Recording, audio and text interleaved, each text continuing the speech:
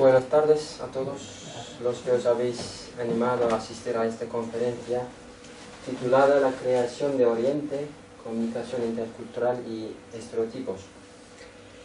Hoy Casa Turca tiene el honor de presentar al Dr. Miguel Peiró García. Esperamos que esta conferencia sea una de las muchas iniciativas culturales que Casa Turca organice con su colaboración. Miguel Peiró García es doctor en Filología por la Universidad de Sevilla y experto en comunicación intercultural. Ha sido profesor en las universidades de Oslo, El Cairo y Sevilla y autor de numerosos estudios sobre las lenguas y culturas de Asia y América. En la actualidad es investigador de la Universidad de Barcelona y comisario general de la próxima gran exposición sobre las escrituras del mundo que organiza el Instituto de Cultura de Barcelona. Una vez más, gracias al señor Miguel Peiró García por brindarnos un poco de su tiempo y a todos ustedes por haber venido. Ahora usted tiene palabra. Bueno, buenas tardes, buenas noches ya. El tema de mi conferencia es el tema de Oriente, la creación de Oriente. Y antes que nada quería dar las gracias a Casa Turca por permitirme intercambiar con ustedes, ¿no?, puntos de vista sobre esta cuestión, porque en realidad es un tema que creo que es importante para todos los que nos podemos interesar en algún momento en las culturas y en las tradiciones de otros pueblos, sobre todo cuando esos pueblos están fuera de lo que se puede llamar Europa, ¿no?, en el sentido cultural más estricto, ¿no? Europa es algo también más amplio muchas veces, ¿no? No está muy clara cuáles son sus fronteras, pero bueno, hay una idea así cerrada un poco de Europa, ¿no? Y cuando pues pensamos en otras culturas, puede que nos aparezcan este tipo de cosas que voy a intentar hoy pues hablar con ustedes, y me gustaría también que al final pues hiciéramos un pequeño debate o hubiera preguntas y así apareciera todo más claro, ¿no? Voy a intentar poner algunas imágenes porque de lo que voy a tratar es de una cosa que es este Oriente famoso, ¿no? Nosotros aquí en Occidente, el otro lado de la cara del asunto, normalmente pues hablamos del mundo oriental, las mentalidades orientales, ¿no?, las personas de Oriente, la cultura oriental, como si eso fuera algo concreto, ¿no?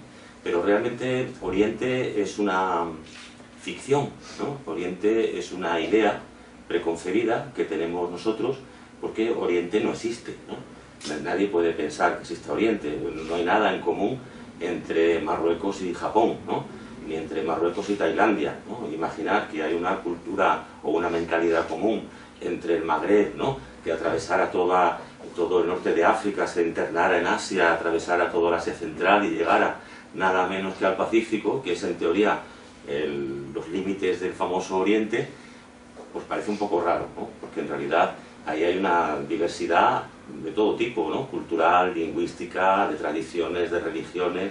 Es muy raro eso de Oriente. Así que yo en el fondo le vengo a hablar de una cosa que no existe, ¿no?, de un país imaginario, que es el Oriente, ¿no? Es tan imaginario como la Tierra Media, como el país de Nunca Jamás, ¿no?, como el país de Lilliput, ¿no?, con una diferencia, que es que la Tierra Media, el país de Nunca Jamás, pues todo el mundo sabemos que no existe, ¿no?, pero mucha gente cree que sí existe Oriente, ¿no? Entonces a mí me interesaría no solamente hablar sobre qué es ese Oriente en el que creemos, sino también por qué creemos en que existe algo llamado Oriente. Por qué los occidentales, los que nos llamamos a nosotros mismos occidentales, hemos necesitado, ¿no?, ese Oriente en nuestra forma de ver el mundo, y por qué seguimos empeñados en defender que de alguna manera eso tiene que existir. Las ideas sobre Oriente se han expresado de muchas maneras, en leyendas, cuando había leyendas, después en el cine, en la literatura, en el cómic, en un montón de medios, ¿no?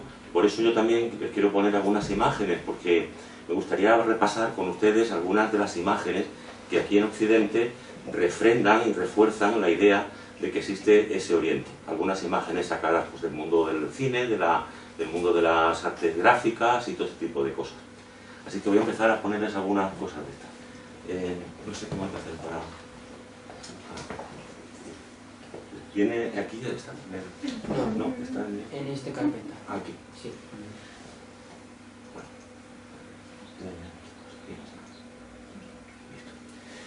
Bueno, la primera cosa para hablar sobre Oriente, para intentar explicar qué es Oriente, sería decir que Oriente es un estereotipo. Los estereotipos son imágenes distorsionadas, falsas, que solemos tener sobre los miembros de otras culturas del mundo. Los estereotipos tienen además la característica de que son muy perseverantes, son muy fijos. La gente cree realmente en los estereotipos, le cuesta mucho trabajo dejar de creer en ellos. Parece que la etimología de estereotipo en griego precisamente es una idea que tiene fuerza, una idea que está bien arraigada, ¿no? Porque los estereotipos, aparte de ser eso, una imagen distorsionada, son unas imágenes muy persistentes, ¿no? Unas imágenes que se aferran a nuestra imaginería, a nuestra imaginación y persisten. Entonces, podemos empezar por hablar de qué son estos estereotipos que solemos tener sobre otras culturas, en general, ¿no? Los estereotipos, ya digo, son imágenes falsas, son imágenes en general peyorativas, negativas sobre otros pueblos. Donde mejor se ven los estereotipos son, por ejemplo, en las épocas de guerras. Los países suelen incrementar, ¿no?, la imagen del estereotipo cuando tienen de pronto un enemigo. El enemigo nunca es una persona como ellos, como los que hacen la propaganda, ¿no?, sino que siempre son personas de alguna manera malas, ¿no?, de alguna manera perversas, a las cuales pues, es un bien, ¿no?, universal destruir y atacar, ¿no? Entonces, esos quizás son los primeros estereotipos que uno puede encontrar.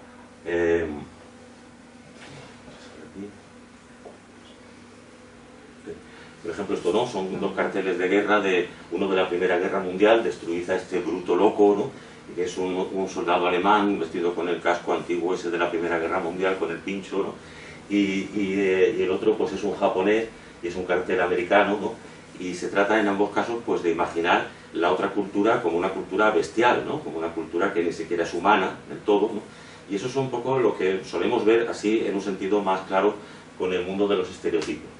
Lo que sucede es que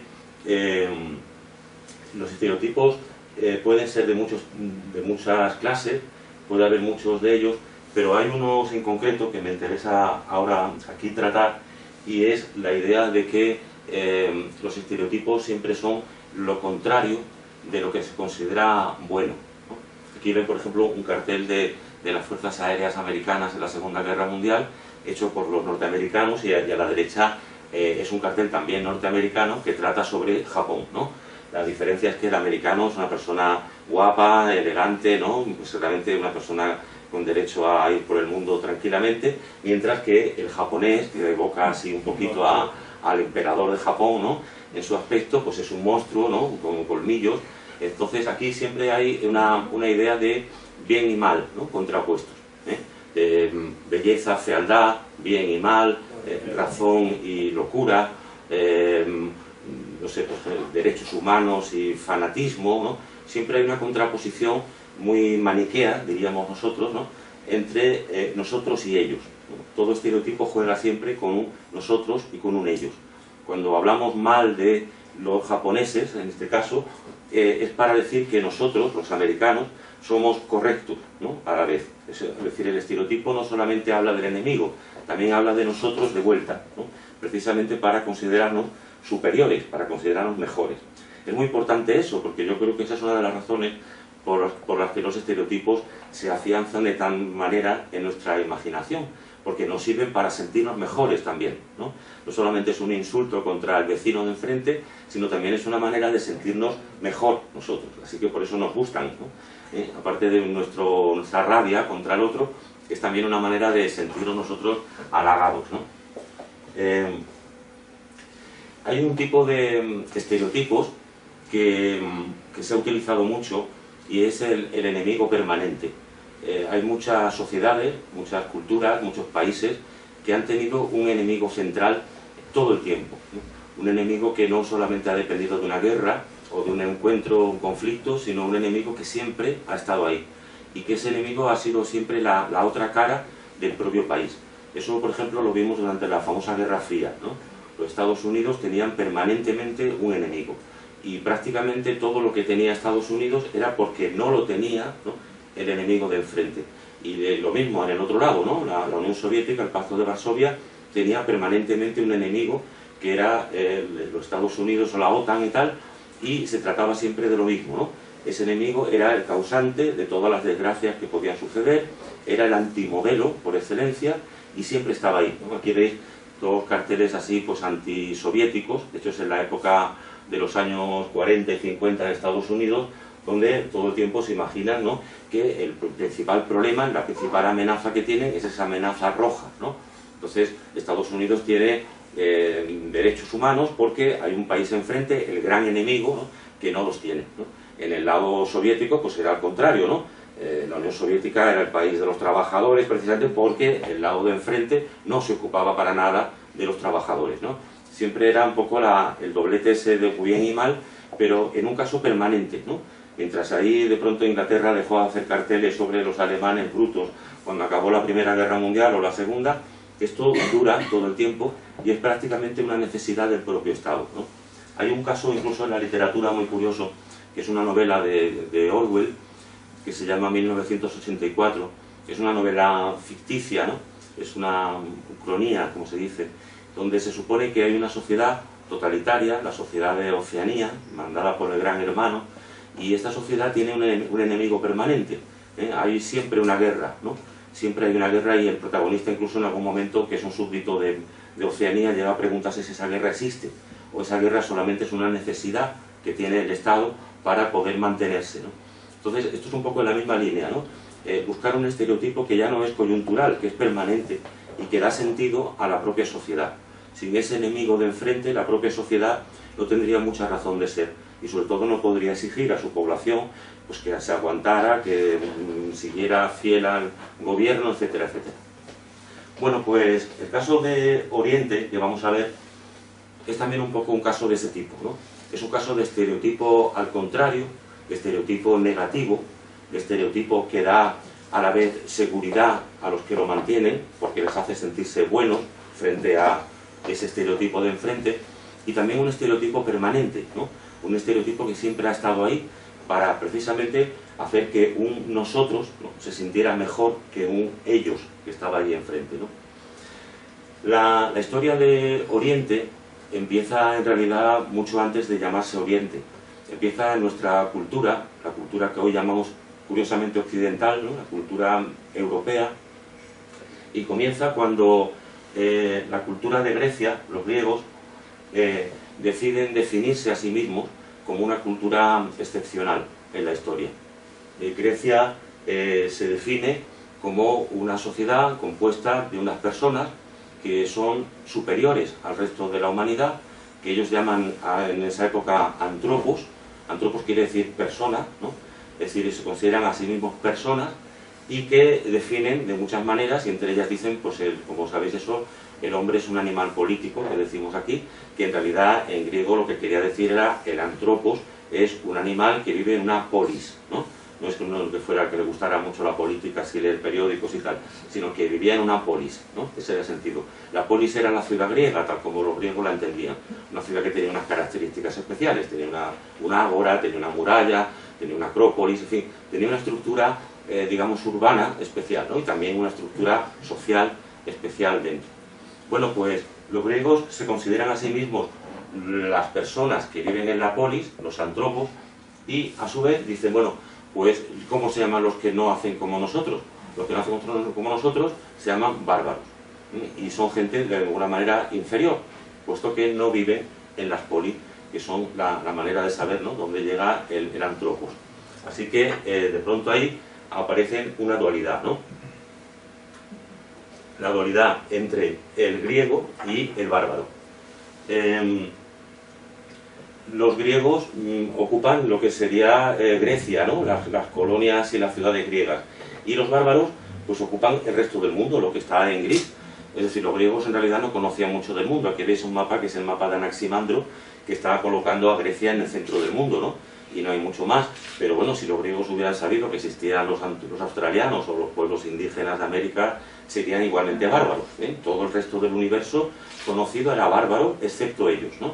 Ellos se colocaban en los mapas en el centro del mundo, ¿no? Así quedaban pues que mejor, pero ya ellos mismos daban a entender que había mucho territorio bárbaro, ¿no?, que realmente no eran ni mucho menos la mayoría. todo esto se expresa en una obra que se puede todavía leer, se ha conservado un poco, ¿no?, que es los textos de Aristóteles. En la Política, Aristóteles habla claramente de eso, del bárbaro y del griego. El griego es una persona que tiene raciocinio y tiene lenguaje. En griego incluso era un poco lo mismo, era una palabra llamada logos, ¿no? Los griegos tenían logos, es decir, tenían la capacidad de pensar y la capacidad de hablar. De ahí viene de pensar viene nuestra palabra lógica, ¿no?, de logos, y de hablar viene eso de diálogo, monólogo, ¿no?, viene la capacidad lingüística. Entonces, los griegos tenían eso, la capacidad de razonar, de pensar, la capacidad de hablar, y los bárbaros no, los bárbaros no hablaban, por eso se llaman bárbaros.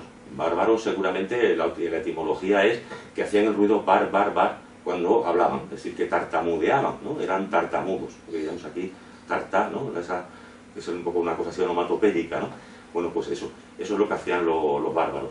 Entonces, claro, cuando se juntaban dos tracios, o dos iberos, o dos tartesios, no hablaban, estaban haciendo bar, bar, bar, bar, bar delante, igual que no hablaban dos perros, o igual que no hablaban dos caballos. Se consideraba a ese nivel que los bárbaros, en todo caso, podían expresar, decía Aristóteles, emociones, foné, ¿no?, podían hacer ruidos que expresaban emociones, pero no podían expresar logos, ¿no?, no podían expresar pensamientos, digamos, elevados, ¿no? Bueno, esa distinción del mundo entre dos cosas, griegos y bárbaros, es un poco el origen, ya veremos, de nuestro occidente y nuestro oriente, porque los bárbaros con el tiempo van a ser los orientales y los griegos con el tiempo van a ser los occidentales. Ahí de esa dualidad viene nuestra dualidad occidente-oriente. Por eso Oriente es tan fanático, tan poco racional, tan despótico, ¿no?, y se le suele siempre calificar con elementos tan peyorativos, y Occidente al contrario, ¿no?, se considera una cúspide de la civilización, etc. Nosotros hoy los occidentales no decimos que solamente los occidentales somos antropos, hemos reconocido que el resto de los humanos también hablan, también piensan, o sea, hemos hecho una gran concesión histórica de donde hemos partido, ¿no?, pero de todas maneras seguimos pensando muchas veces que no están al mismo nivel que nosotros, ¿no? Es la famosa idea de la superioridad del hombre blanco, esa, ¿no? En el fondo las culturas occidentales son más complejas, más ricas, más sabias, más cultas, ¿no? Las lenguas occidentales son más complejas también, son más ricas, en alemán se expresan muchas ideas, en la lengua esa de ahí de los australianos seguro que no, seguro que medio también van medio canturreando, balbuceando, hay todavía una desconfianza, ¿no?, respecto a lo que no es europeo, que en el fondo nos queda como un remanente, a pesar de nuestros discursos de derechos humanos, todavía de esa dualidad tan brutal, ¿no?, en el fondo, del griego y el bárbaro, en la cual hemos un poco fundado nuestra civilización, ¿no? Bueno, como sabéis, una de las ciudades a donde llega el llamado helenismo, la influencia de Grecia, es una ciudad de Italia que se llama Roma, y Roma pues acaba incorporando eso a su propia identidad, ¿no? Entonces ya no son griegos, sino griegos y romanos, se meten los romanos, claro, para no quedarse fuera de eso, ¿no?, frente al mundo de los no griegos ni no romanos, que son los bárbaros. Roma crea un imperio y entonces, bueno, pues poco a poco ese imperio va a estar habitado por los que consideran superiores, ¿no? Hay una línea, ¿no?, que va todo el tiempo entre griego, romano, europeo, blanco, en algún momento, ¿no?, la palabra bárbaro, salvaje, pagano, que viene un poco a significar todo el tiempo lo mismo, ¿no? El griego, el romano, el europeo, siempre aparece como el elemento superior, el elemento mejor, y el mundo del bárbaro, el salvaje y el pagano, pues el elemento peor, ¿no? Ahí veis incluso una ilustración medieval de cómo imaginaban los europeos de la Edad Media que serían otros continentes habitados por seres que eran monstruosos, ¿no?, medio hombres, medio animales, dado que el bárbaro en sí mismo no era mucho una persona, no era un antropos, ¿no? Entonces era normal que el bárbaro acabara siendo pues algún tipo de, no sé, de mezcla, ¿no?, entre el mundo humano y el mundo animal, ¿no? Y además hay que tener en cuenta también que en el mundo griego la idea de bien estaba muy asociada a la idea de belleza, ¿no? Belleza y bien en el mundo griego formaban un todo. Es decir, que esta imagen tan bella, ¿no?, por decirlo así, del hombre griego, es también la imagen de bondad, ¿no? Este hombre es bueno, ¿no?, porque es griego, mientras que los no griegos son feos, y eso también refleja que son malos al mismo tiempo. En la imaginería, lo malo se representa por la fealdad. Hay una relación fealdad-mal, belleza-bien, que es clave, ¿no?, en el mundo helénico. Bueno, el Imperio Romano poco a poco acaba convirtiéndose en el imperio de los antropos, ¿no? De las personas que tienen el derecho a considerarse superiores, con razón, con lenguaje, todo eso. Hay un proceso que no vamos aquí a contar, ¿no? Primero en las ciudades romanas, hay un emperador, Caracalla, que de pronto decide pues, darle a todos los que viven en el imperio el mismo derecho y convierte a todos los que viven en el imperio en lo que diría un griego un antropos, ¿no? Un ser superior. Y el resto que no está dentro de los límites del imperio, pues son estos bárbaros que quedan por ahí y que además, al ser inferiores, pues claro, los romanos tienen un derecho sobre ellos, ¿no? Aristóteles decía, el hombre griego es libre por naturaleza, como el bárbaro es esclavo por naturaleza. Había una relación de conquista permanente ahí, y eso era precisamente una de las razones por las que eso también interesaba a estos estados, ¿no? Los romanos se considerarán con el derecho natural a conquistar, a invadir, a dominar a otros pueblos, porque son pueblos inferiores, ¿no? Y en todo caso lo único que les puede hacer es un bien, ¿no? El bien de llevarles la famosa civilización romana. No podía haber nada interesante en el mundo celta o en el mundo germano en comparación con el mundo romano, estaba clarísimo, ¿no? Entonces, por lo tanto, los celtas no podían hacer más que agradecer el hecho de que les llevaran la cultura romana. Eso lo hemos seguido haciendo hasta nuestros días, prácticamente, ¿no? En el siglo XIX seguíamos diciendo que teníamos que civilizar a los pueblos de África porque había que sacarlos del atraso, de la ignorancia y de una serie de cosas. O sea, que hemos seguido pensando que nosotros estábamos en la cúspide, en la parte superior de la historia de la humanidad, ¿no? Es curioso también algo que es importante para la historia de por qué de pronto el mundo este de griegos y bárbaros se convierte en occidentales y orientales, y es el mundo de la religión, ¿no? Cuando Roma toma el cristianismo como religión oficial. En ese momento hay una unión clara entre una, digamos, jerarquía religiosa, ¿no? y el Estado romano, y en la palabra pagano, que en principio no tenía ninguna connotación religiosa, pagano viene de pagus, que vivía en el campo, contrapuesto al que vivía en la ciudad, ¿no? El pagano era un poco siempre el que no vivía en la polis, y en ese sentido era un campesino. El pagus, ¿no? Como hoy el payés en catalán, ¿no? El campesino. Bueno, pues de pronto pagano acaba teniendo connotaciones religiosas. Pagano es el que no es cristiano. Es decir, ya hay una unión, ¿no? Entre la idea de cultura greco-latina, cultura helénica, con el mundo de la religión cristiana. Y el no griego, el no helénico, es el que no es cristiano. Y eso va a acabar pesando incluso más que el propio discurso claramente romano, helénico y demás, ¿no? Entonces el pagano acabará siendo lo mismo, el objeto de conquista en función de la religión, ¿no? Las famosas cruzadas que hay durante tanto tiempo en el Mediterráneo son guerras de conquista similares a las que habían emprendido los romanos con anterioridad en su imperio, y son guerras contra los paganos, para acabar con los paganos, para acabar con sus culturas, porque se consideran que son culturas nefastas, ¿no? Sabéis que las cruzadas no solamente fueron contra los musulmanes, hubo un montón de cruzadas incluso contra otros pueblos que hoy llamaríamos europeos. Las cruzadas, por ejemplo, en el sur de Francia contra los cátaros, los albigenses, las cruzadas contra los pueblos bálticos, en la zona que hoy llamamos Letonia, Lituania, ¿no? Y Prusia. O sea que fue también una cruzada interior de Europa, ¿no? Contra esos reductos que quedaban, que no eran cristianos, o incluso siendo cristianos, no seguían un modelo de cristianismo oficial de Roma, ¿no? Las cruzadas luchaban contra los cátaros, que eran cristianos ya, solamente que no seguían el modelo de Roma. Todos eran en general paganos, ¿no? Se les llamaba a todos paganos. Y claro, en esa lucha de las cruzadas, poco a poco van cayendo muchas culturas bajo el dominio de los herederos del Imperio Romano, pero hay una cultura, por llamarlo así, que resiste. Hay una cultura que no es tan fácil de dominar. Los cátaros, los pobres, acaban sucumbiendo, los pueblos bálticos también acaban sucumbiendo, los húngaros acaban cristianizando, reciben una corona de Roma para ponérsela al emperador húngaro, porque efectivamente, ¿no?, ya están bajo el dominio de Roma, pero de pronto hay una cultura que aparece por ahí que resiste, ¿no? Como que no se la puede dominar, que se le conquistan cosas, pero por otro lado se resarce también luchando y defendiendo y digamos, ganando terreno por otros lados. Y esa cultura es el Islam. El Islam es para la Europa de la Edad Media su verdadero enemigo al final, porque es el enemigo que no logran vencer. A pesar, por ejemplo, pues de la conquista de Al-Ándalus y demás, por ejemplo, pues eso, ¿no? La toma de Constantinopla a Estambul hace que para el mundo cristiano, ¿no?, el Islam aparezca como un enemigo suficientemente fuerte como para hacerle frente, ¿no?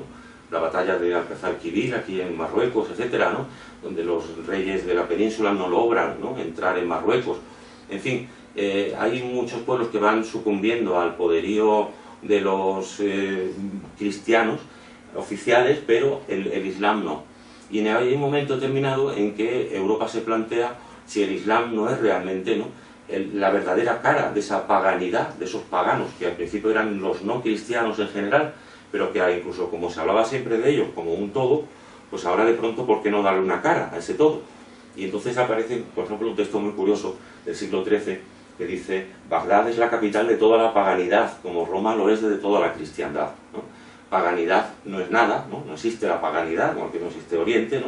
No existían los bárbaros esos que llegaban desde Australia hasta la península de Tracia, pero bueno, vamos a darle cara a ese enemigo perpetuo, y esa cara acaba siendo de pronto en muchos sitios el Islam. La guerra contra el Islam se considera la guerra básica del mundo occidental contra su enemigo perpetuo, su enemigo permanente. Entonces, por eso un poco aparece esa contraposición, ¿no?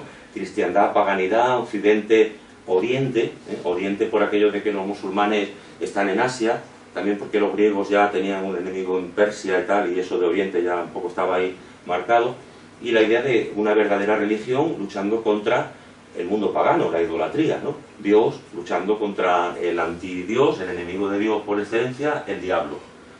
Agripa ya había hecho en el mundo clásico una distinción aquí de una Europa frente a un Asia que ocupaban los dos lados, ¿no?, de un supuesto mapa, mientras África estaba aquí, y Europa siempre aparecía en el lado izquierdo, en el lado que después llamaríamos Occidente, ¿no?, frente al Asia en el Oriente. Los textos que aparecen en la Edad Media, aparece siempre el mundo este de los musulmanes, cada vez aparece con rasgos más diabólicos, más peligrosos, ¿no? Esto es una página de la chanson de Roland, de la canción de Roland, donde en teoría había una guerra contra los musulmanes, aunque hay gente que dice, bueno, que la guerra a lo mejor fue otra cosa distinta, ¿no?, fue un enfrentamiento ahí de los vascos, etcétera, etcétera. Pero bueno, suponiendo que era un enfrentamiento contra los musulmanes, como pasa la leyenda, los musulmanes aparecen como demonios, ¿no?, directamente, ¿no? Roland está luchando contra los demonios, contra el mal, ¿no? Una cosa es el bien, la cristiandad, otra cosa es el mal, el Islam, que es ese Oriente, ¿no?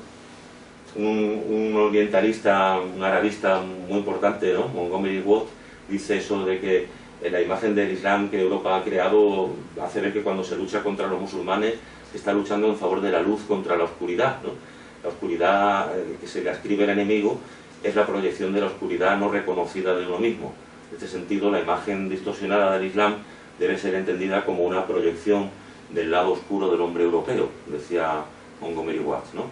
Él entendía ahí que las creaciones, estas ideas que se contaban sobre el mundo musulmán, sus costumbres y demás, surgían del lado oscuro del hombre europeo, ¿no?, de los propios miedos, fantasmas, imágenes, ¿no?, distorsionadas que el propio hombre europeo tenía en su escala de valores, ¿no? Era una especie de salida por el lado oscuro, ¿no?, de las propias certezas.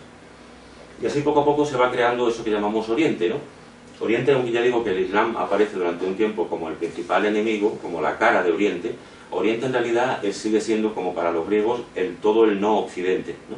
Aquí veis una película bastante reciente, creo del año 2000, Las Mil y una Noches, ¿no?, diríamos en español, y veis aquí un poco lo que representaría un mundo oriental para todo un occidental de hoy, ¿no?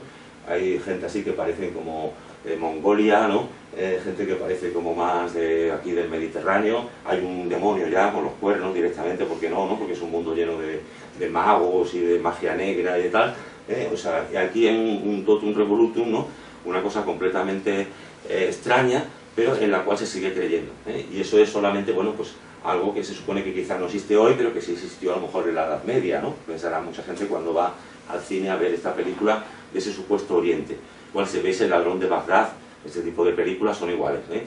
Sale un chino con un árabe, con uno de por ahí, no sé qué, una cosa persa, otra cosa de otro sitio, turca, todo mezclado, ¿no? Y todo eso es un supuesto Oriente, ¿no? Donde es muy confuso todo él, ¿no?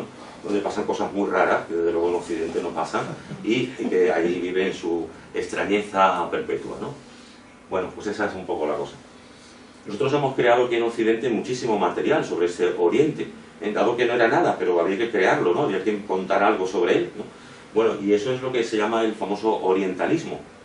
Orientalismo es una corriente literaria, filosófica, cultural, que hemos desarrollado en la cultura occidental, describiendo a esos supuestos anti-nosotros, que están por ahí, enfrente, ¿no? Y que llamamos genéricamente Oriente. Aquí veis dos portadas de dos libros, escritos por occidentales, por supuesto, ¿no? Son los únicos que pueden hablar de Oriente, porque son los únicos que saben qué es eso, y que los dos tratan de Oriente, ¿no? Los cuentos de Asia, de Gobineau, no sé qué, Kai Lung y tal, ¿no? Nombres así inventados que suelen a chinos raros y demás, y un chino aquí pues con un traje extraño también, y como, bueno, todo eso es Oriente. De eso se ha creado muchísimas cosas, hay cantidades industriales de novelas en la cultura occidental, y cuando empezó el cine, cantidades de películas, o sea, ha habido muchísimas cosas, ¿no? Incluso cuando aparecen los medios de comunicación más modernos, pues noticias también, ¿no? Yo incluiría también el mundo de los periodistas en fabricar ese Oriente, muchas veces, para, bueno, para intereses ya más modernos. Es curioso que ese Oriente no está hecho por los propios orientales, lo que se cuenta de ese Oriente lo cuentan occidentales, ¿no? Pero además de contar los occidentales, esos occidentales están mintiendo seguro, ¿no? No solamente porque sea imposible juntar árabes, chinos y el demonio colorado y no sé qué, todos juntos a la vez en una habitación, sino además porque es que encima hablan de cosas que la gente no puede ver, que la gente no puede entrar. Por ejemplo, este cuadro de Delacroix, ¿no? Las mujeres de Argel, 1847, pintado en París, sin salir de París, ¿no? Este hombre de pronto se imagina cómo es una habitación de unas mujeres aquí que tienen una reunión en Argel. Ni siquiera, digamos, un hombre musulmán entraría en una habitación donde están reunidas un grupo de mujeres, ¿no? Mucho menos un europeo iba a entrar en una habitación de mujeres argelinas a ver qué hacían y qué no hacían y de qué estaban hablando y qué estaban comiendo, cómo se sentaban. Es imposible, ¿no? Pero eso se hacía, y se vendía aquí. Y la gente creía, viendo esto, que estaba viendo Oriente por dentro, ¿no? Igual, pues muchísimos cuadros, ¿no? Le Comte de Nuit, La puerta del harén, 1876, pues lo mismo, ¿no? Gente indolente, tirada por los suelos y tal, todo eso sí da un mal aspecto, ¿no? Un poco serio. Y lo mismo, ¿no? ¿Cómo ha llegado este señor, ¿no? A la puerta del harén, ¿no? ¿Quién le ha dado permiso para entrar en la puerta del harén? ¿Y qué harén es ese, ¿no? ¿Y de qué habla, no? No importa, es un harén mítico, donde él describe con todo detalle, ¿no? Los cortinajes, los ropajes, está perfectamente descrito. Claro, eso a la fuerza ha surgido nada más que de la propia imaginación de estos autores, ¿no? Pero pasan por ser imágenes de ese mundo, ¿no? Y la gente lo va a ver pues pensando que está viendo cómo son en realidad los famosos orientales. Así, bueno, esto llega hasta nuestros días prácticamente. Aquí vemos a Indiana Jones, ¿no? Y esto es lo mismo, ¿no? Aquí hay un señor que parece así un poco beduino y tal, ¿no? Y a la vez hay una mujer que parece, no sé, japonesa, ¿no?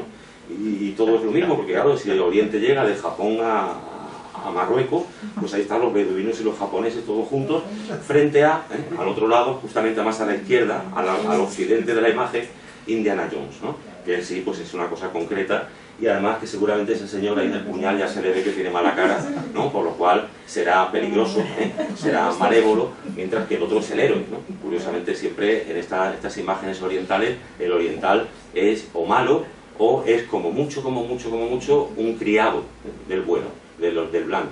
Se puede ser así como el criado chino ese, ¿no? Simpaticón y tal, que aparece en las películas, un poco tonto, que acompaña al blanco. Eso como mucho puede ser un simple criado, pero no puede pasar de ser criado. Lo más normal es que no sea ni criado, además el criado es a veces, ya sabéis por las veces, ¿no? Es traidor, y en la última instancia, a pesar de todo, también hace algo chungo al final, ¿no? No es buena. Pero eso, o sea, o criado como mucho, o directamente persona a desconfiar, ¿no? Eso ya digo, llega hasta hoy. O sea, antes no hemos visto un cuadro del siglo XIX, ahora vemos una película del siglo XX, la técnica es diferente, pero el contenido no tanto. Bueno, eso ya digo, ha seguido a través de muchísimos medios de comunicación. Aquí veis una cosa de 1500 sobre un discurso espantoso y prodigioso de una sultana turca que le nació un monstruo que tenía cabeza de elefante, los brazos, no sé qué, no sé cuánto. Bueno, en el otro lado, las novias de Fu Manchu. Hay un chino allí, el famoso Fu Manchu, con una red también así de gente embozada, vestida de negro, que también el Fu Manchu ese pues controla todo, ¿no? Es también una cara de Oriente, ¿no? Y se dedica a sabotear cosas que algún héroe occidental pues intentará evitar, ¿no? Todo esto es igual de falso que los arenes del otro lado, ¿no? Digamos que no tiene ninguna cosa más. Hay una cosa muy curiosa y es que, claro, como Oriente era todo lo que no es Occidente, ¿no? Pues cuando la conquista de América, algo que muy pocas veces se sabe, e incluso nosotros aquí en España sabemos muy poco de eso, y es que los primeros conquistadores también decían que los indios eran un poco orientales, también le llamaban orientales a las cosas que hacían los indios. Por ejemplo, yo tenía aquí algunas notas sobre este asunto. Por ejemplo, Hernán Cortés, ¿no? En las cartas de relación, dice: hay en esta ciudad, Tenochtitlán, muchas mezquitas o casas de sus ídolos, y entre estas mezquitas hay una que es la principal. Y luego dice más adelante: yo conté desde una mezquita 430 y tantas torres, y cosas de ese tipo, ¿no? Es decir, le llaman a los templos aztecas mezquitas, ¿no? Juan Suárez de Peralta, en el Tratado de Descubrimiento de las Indias y su conquista, de 1589, dice: los ritos de los indios eran llanamente los mismos que los de los moros, idólatras. Dice: porque como todos, moros e indios, tuvieron un mismo maestro, que fue el demonio, les enseñó la misma cosa. Claro, moros e indios eran todos el lado oscuro, ¿no? de la realidad, ¿no? El lado oscuro del mundo. Y así, pues eso, es decir, los templos aztecas son mezquitas. Este es el libro de Peralta, ¿no? Donde incluso aparece pues, en una de sus ediciones directamente el maestro de los indios, que ya dice él que es el mismo maestro que tenían los moros, ¿no? El demonio directamente. Bueno, pues así se va creando esta imagen de Oriente, ¿no? Una imagen además que es muy curioso, va siendo siempre lo contrario de lo que en Europa se considera, en Europa como cultura se considera lo positivo. Cuando Europa, por ejemplo, atraviesa etapas así muy puritanas en sus formas de ser, como Oriente es lo contrario, Oriente es sensualidad total, ¿no? Entonces aquí veis, por ejemplo, una imagen de la época victoriana de cómo una mujer europea se tenía que vestir y cómo se pintaba en la época victoriana que vivía, ¿no? que se vestía una mujer oriental. Oriental, no se sabe, ya digo, de qué lugar ni de qué sitio, porque sería imposible encontrar esas cosas en los mapas, ¿no? Entonces, por eso a veces nosotros tenemos imágenes contradictorias de Oriente. Oriente, por un lado, es muy represivo sexualmente, por otro lado, es muy exuberante, ¿no? Es muy sensual, ¿no? También tenemos esos fantasmas ahí, esa imagen de Oriente, ¿no? A veces son cosas que chocan, si uno lo piensa, dice, ¿cómo pueden ser sensuales y represivos, ¿no? ¿Cómo encaja? Y es porque en realidad vamos acumulando antiimágenes que hemos ido creando en la historia de Occidente. O sea, de la época victoriana nos queda la sensualidad de Oriente, ¿no? Y claro, cuando llega de pronto ya la época más de la libertad sexual como bandera, ¿no? Como modelo, ¿no? En Europa, pues en ese momento Occidente le llama a Oriente el territorio de lo represivo, ¿no? De la castidad forzosa, de la ausencia de placer, ¿no? Donde la gente pues, solamente está sufriendo, encerrada, ¿no? Y no hay nada parecido. Por ejemplo, en la época victoriana, las primeras traducciones de Las Mil y una Noches, que hizo Lane y Barton, ¿no? Pues ellos no podían ni siquiera traducirlas enteras, Las Mil y una Noches, porque les parecía demasiado obsceno, le parecía demasiado pornográfico. En las primeras traducciones de Las Mil y una Noches, Lane dice, esta parte no la copio, no la pongo porque es demasiado inmoral. O sea, la sociedad europea no se podía permitir Las Mil y una Noches. Las Mil y una Noches se vendieron en Inglaterra en colecciones privadas. No pudieron salir a la librería. Se vendían en colecciones para coleccionistas, para gente que las solicitaba, que era la misma manera en la que se vendía la literatura pornográfica un poco, ¿no? Porque en el fondo ese libro fue considerado pornográfico en su tiempo. Entonces, ¿cómo puede ser, no? Ahora nosotros vivimos la idea de que Oriente es el mundo de la represión, ¿no? ¿Cómo podían tener libros tan inmorales, no? En un momento, ¿no? Pues claro, porque era siempre nuestro lado negativo, ¿no? Hoy día pues ya lo contrario, ¿no? Ahora ya no es la mujer sensual, porque ahora nosotros somos los que hacemos el alarde cultural, de libertad, etcétera, etcétera. Ahora la mujer musulmana, la mujer oriental, es una mujer reprimida, encerrada, ¿no? Aquí veis que el traje que lleva, lo que sea, pues a la vez es una reja, ¿no? Porque evidentemente tiene que ser algo lo contrario de lo que tenemos aquí. Yo he traído aquí una imagen que me parece muy significativa, es de cuando la guerra de invasión de Afganistán por parte de Estados Unidos, entre las cosas que se contaban, se volvió a sacar a la luz otra vez mucho el Oriente, ¿no? El orientalismo. Y esta es una imagen de las afganas liberadas, que la soldada americana les enseña cositas de colores para que se las pongan, ¿no? Porque las afganas estaban tan oprimidas por el Islam, ¿no? Que no tenían ni colores, ¿no? Entonces aquí veis que la soldada americana le dice, venga, coge, ¿no?, los colorines que quieras, porque tú ya, gracias a nosotros, vas a poder vestirte con colores, ¿no? Curiosamente las afganas aquí aparecen de blanco, luego nos han enseñado de negro, de azul, pero bueno, en esa época aparecían de blanco. Al principio justo de la invasión, todas vestían de blanco, ahora ya no. Bueno, y curiosamente esa idea de pronto de venderles colores, darles colores, ¿no? Esto posiblemente haya sido hecho en una campaña de publicidad, ¿cierto? Es un decorado, ¿no? Como un plató, ¿eh? Pero bueno, la idea de que las mujeres americanas les estaban trayendo la libertad del color, la libertad de elegir a las mujeres musulmanas, porque hoy día no tienen eso. Entonces, ya digo, Oriente siempre ha sido lo contrario. Cuando nosotros nos hemos considerado abanderados del progreso, de la industria, del desarrollo fabril y demás, Oriente es el territorio, como dice esa novela orientalista, la isla donde el tiempo se queda parado, donde el tiempo no se mueve. Oriente es antiprogreso, ¿no? Oriente no cambia.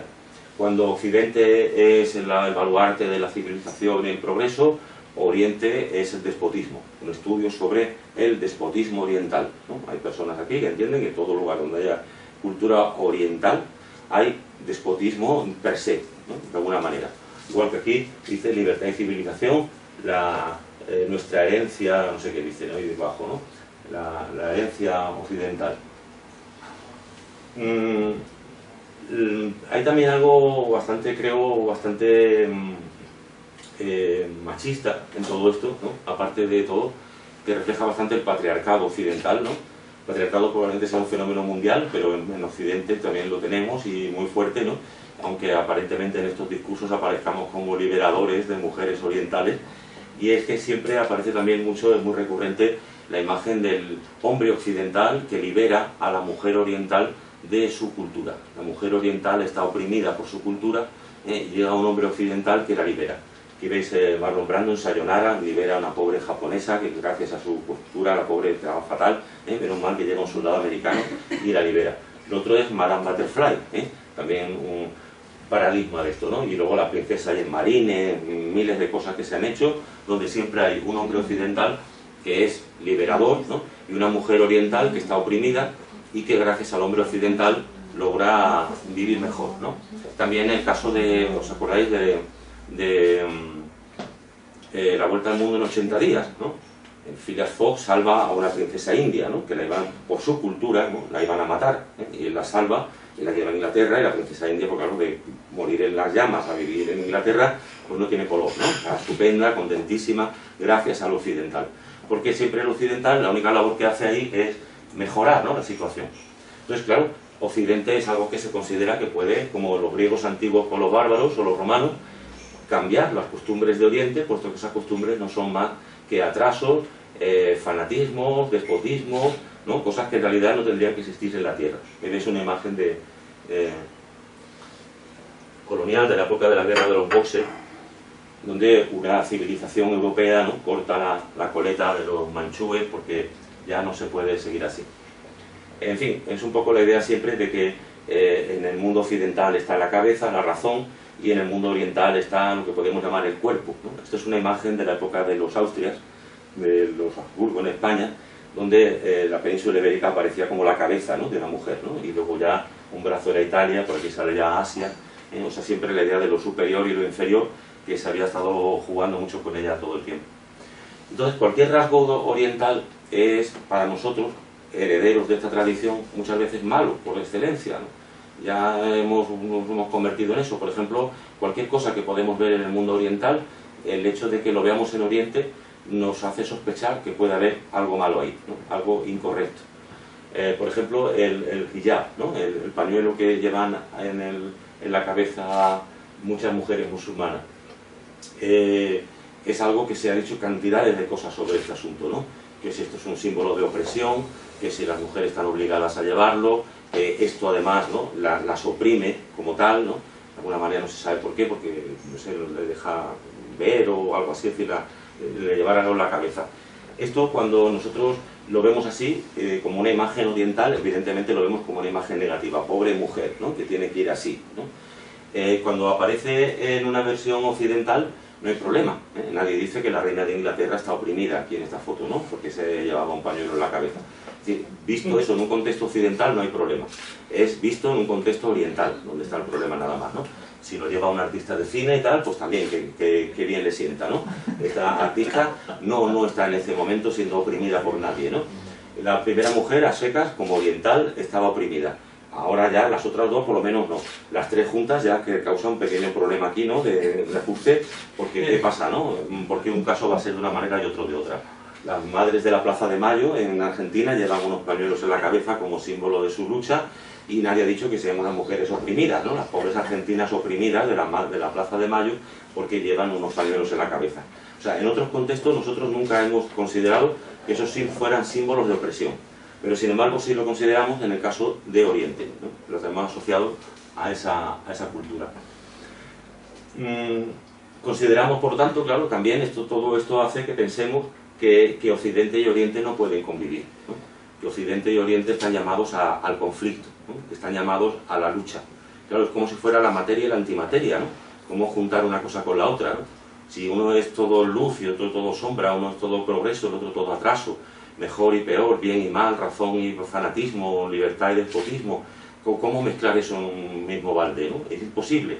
Entonces, todo esto sirve un poco para considerar que no hay una posibilidad de comunicación, ¿no? Veis aquí una portada de una revista francesa, Cité, el Islam en Francia, ¿no? La mujer francesa o el representante de la República Francesa y el supuesto islamista, ¿no?, así representado también de una manera caricaturesca, enfrentados, ¿no? Y claro, la idea es que solamente hay una posible relación, que es una relación como ha sido la tradicional, de conquista, ¿no? Occidente cambia a Oriente, lo vuelve Occidente, lo vuelve colonia, o en todo caso una relación de iguales, es lo que no se permite, es lo que no se entiende. También es muy curioso, por ejemplo, la literatura y el cine, cuando tratan de las relaciones amorosas entre occidentales y orientales. Por el machismo, por el patriarcado, si el novio es occidental, está bien, pero si el novio es oriental, la cosa va fatal, ¿no? Es decir, las mujeres orientales se pueden juntar con hombres occidentales, pero no las mujeres occidentales con hombres orientales. Una mujer occidental con un hombre oriental significa desastre, ¿no? Esto es un burka por amor, una novela totalmente melosa, ¿no?, donde aparentemente una mujer occidental, al echarse un novio oriental, ¿no?, un novio musulmán, no sé qué, la pobre, ¿no?, ya vive una vida, y también hay una película horriblemente racista, que es la famosa La Pasión Turca, donde pasa lo mismo, ¿no? Aparece una mujer que se enamora de una persona en Turquía y lo pasa fatal la mujer, ¿no?, porque el otro, pues evidentemente la maltrata, ¿no? Ahora, si es al revés, ¿no? Si es al revés, si es la mujer oriental la que se junta con un novio occidental, como la princesa india con Phileas Fogg, o está con Marlon Brando, pues estupendo, ¿no? La cosa va estupenda. Aquí dentro hay una idea de machismo, ¿no? Es la idea de el hombre tiene poder, ¿no?, la mujer no tiene poder, en la sociedad patriarcal, ¿no? Entonces, claro, Occidente puede ocupar el papel de poder, el papel masculino, ¿no? Oriente solamente puede ocupar el papel femenino, el papel de no poder, ¿no? Un hombre oriental significaría el Oriente en el poder, ¿no? Todo esto es una visión extremadamente machista, ¿no?, porque entiende ya de entrada que el hombre tiene poder siempre, que la mujer no tiene, etcétera, etcétera. Pero ya veis que estos tipos de discursos parecen muy lógicos siempre en esa onda, ¿no?, en que el hombre occidental sí tiene derecho a todo esto. En fin, bueno, para terminar y no cansaros más, y si queréis pasar un poco a hablar sobre estas cosas, todos, me gustaría decir eso, ¿no?, que la diversidad, ¿no?, en el mundo no es quizá un problema de enfrentamiento, ¿no? La diversidad es un problema, es una cuestión de comunicación, que nosotros con nuestros estereotipos lo que estamos impidiendo en realidad es la comunicación con los seres humanos, ¿eh? Un estereotipo es algo muy triste, y no solamente es triste porque nos da una imagen mala de los demás, sino también es triste para nosotros mismos, porque nos está privando de conocer muchas cosas, ¿no? Si yo cuando me acerco a una persona, no veo una persona, sino veo un estereotipo, yo nunca estaré conociendo a esa persona como persona, estaré viendo a un personaje, estaré viendo a un punto suspensivo. Da igual ahí que pongamos oriental, musulmán, tanzano, japonés, me da igual, ¿no? Porque ya no estaré reconociendo que estoy delante de una persona, estoy delante de un cliché, ¿no? Entonces, los que usamos estereotipos, aunque aparentemente nos halaguen, porque nos hagan pensar que estamos en la mejor de las sociedades posibles, en el fondo tendríamos que pensarnos que nos están haciendo un daño también a nosotros mismos, porque nos están impidiendo la comunicación y nos están impidiendo conocer muchas cosas interesantes del mundo. Saber que el mundo es mucho más rico de lo que pensamos, que hay mucha más gente de la que pensamos, con más variedades, con más diversidades. Todo eso no lo perdemos con el mundo de los estereotipos. Por ejemplo, si tenemos tantos estereotipos sobre el mundo musulmán y el mundo oriental, pues nos perderíamos cosas como conocer esta sura del Corán que dice: y si os hemos establecido en tribus y pueblos, es para que os reconozcáis mutuamente. Es decir, que la división de las personas entre pueblos y culturas no está hecha para enfrentarse, sino para reconocerse, ¿no? Esta es una de las suras del Corán, una leya de la sura Al-Hujurat, y bueno, ahí refleja una visión, ¿no?, que posiblemente no conoceríamos sobre ese mundo que de entrada siempre adjudicamos algo ominoso, guerrero, violento y tal, ¿no? Entonces yo creo que un poco la línea iría por ahí, ¿no? Hay diversidad en el mundo, pues para aprender, ¿no? No hay diversidad en el mundo para enfrentarse, sino para aprender. Y nada más, muchas gracias por haberme escuchado. Gracias.